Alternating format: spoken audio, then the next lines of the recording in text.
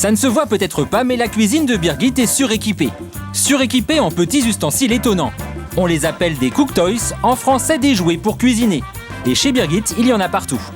Donc, il y en a là, tout plein. Il y a le truc des pommes, la râpe microplane, le pineapple slicer. Je les utilise, c'est pas une collection. C'est vraiment des outils que j'utilise, peut-être pas tous les jours, mais régulièrement. Et puis du coup, les gens savent que ça m'amuse, donc m'en offrent.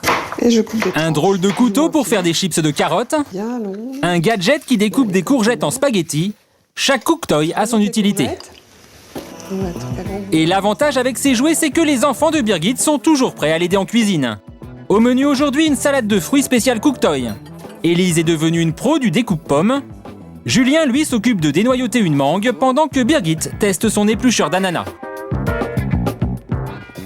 Ce qui nous plaît, c'est que c'est pas trop gros, ça prend pas trop de place et c'est pratique pour éplucher les trucs et faire la cuisine, quoi. Spaghettis de courgettes et salade de fruits, Birgit n'a plus aucun problème pour faire manger des fruits et légumes à ses enfants. Et ça grâce aux cook toys. Souvent importés du Japon ou d'Allemagne, les cook toys séduisent de plus en plus. Ils représentent déjà un tiers du chiffre d'affaires des magasins culinaires. Il y en a pour chaque utilisation jusqu'à la plus insolite. Il y a celui-là qui était marrant, c'était le cook toy sexiste, anti-sexiste. Et pour comment faire cuire 2 assiettes en même temps dans le micro-ondes. Pas que madame qui se lève et monsieur qui mange pendant ce temps-là. Je l'avais trouvé assez amusant. Sans cesse à la recherche de nouveaux cook toys, Birgit les traque sur le net. Mais la grande partie de sa collection, c'est au marché qu'elle l'a déniché. Elle s'y rend 2 fois par semaine à la recherche d'une nouvelle trouvaille. Bonjour. Alors, qu'est-ce que vous avez de nouveau là, en ce moment? On a des petites nouveautés. Alors, on a la cuillère à pamplemousse, je ne sais pas si vous connaissez. Ah non, ouais, enfin, je la connais. La cuillère à pamplemousse, c'est un classique, Birgit connaît déjà, mais elle va découvrir un nouveau gadget. La tige à farcir. Alors, on farcit la pomme de terre, Ouais. on tire le petit truc à l'intérieur. Alors, Ouais. les petits morceaux de pommes de terre, on les met à la cocotte, on les cuisine. Et la pomme de terre, on met de la farce au milieu. C'est délicieux. Et gros avantage, cela ne coûte vraiment pas cher. Tous ces petits produits-là, ça part de 1 euro, 1,50 € jusqu'à 5-6 € suivant l'article.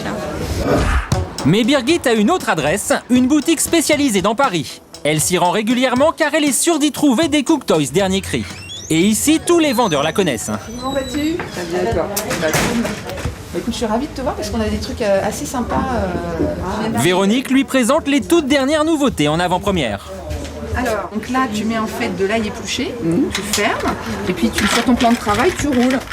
C'est assez ludique et ça permet de hacher l'ail menu, c'est-à-dire que plus tu roules et plus l'ail est haché menu.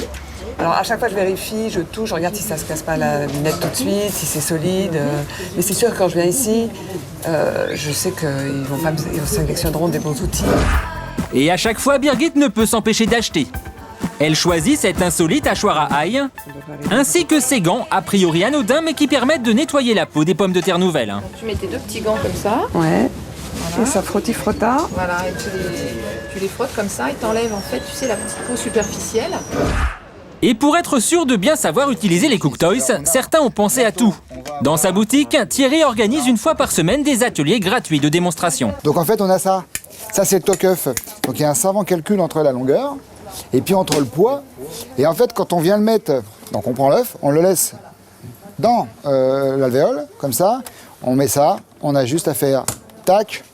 Il ne reste Voilà, plus on ensuite ouvre qu'à ça. enlever le haut de la coquille à l'aide d'un simple couteau. Et ensuite, donc on a un œuf qui est coupé parfaitement. Fan de gadgets, Thierry est allé encore plus loin. Il a carrément inventé son propre cook toy, la spatule thermomètre. Là je suis en train de préparer un caramel. Donc normalement le caramel on ne lui touche pas. Pour éviter qu'il mate, on va tout de suite mettre le thermomètre dedans. Et là au-dessus, vous avez la température qui s'affiche. Donc là on monte à 79, 80. Devant toutes ces astuces, certains clients ont l'air parfois un peu décontenancés. Mais des jouets pour faire la cuisine, généralement ça plaît. Je trouve vraiment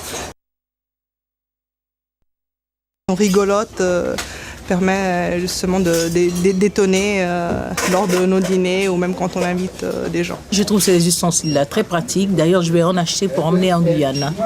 Peut-être pas pour la cuisine de tous les jours. Oui, c'est pratique, il y a beaucoup d'idées. Comme ce hachoir de nos grands-mères, remis au goût du jour.